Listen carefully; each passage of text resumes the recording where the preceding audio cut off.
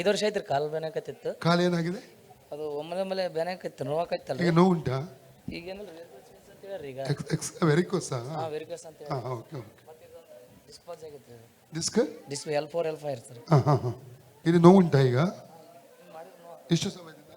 ಇದು 1 ವರ್ಷ ಆಯ್ತು ರೀ. ಇದು ಯೇಸುನ ಅದಕ್ಕಳು ನಾಮದಲ್ಲಿ ಈ ಸಹೋದರ ಸೊಂಟದ ಮೇಲೆ ಡಿಸ್ಕ್ ಮೇಲೆ ಹೊಡುವಂತ ಆ ರೋಗತ್ವವನ್ನು ಡಿಸ್ಕನೆಕ್ಟ್ ಮಾಡ್ತಾನೆ.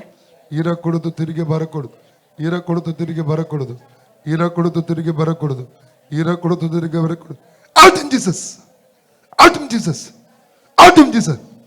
ಕರ್ತನ ಯೇಸುಕ್ರಿಸ್ತನ ಬಾಸುಂಡೆಗಳ ಮೂಲಕ ಈ ಸಹೋದರ ಗುಣವಾಯಿತು. ಕರ್ತನ ಯೇಸುಕ್ರಿಸ್ತನ ಬಾಸುಂಡೆಗಳ ಮೂಲಕ ಈ ಸಹೋದರ ಗುಣವಾಯಿತು.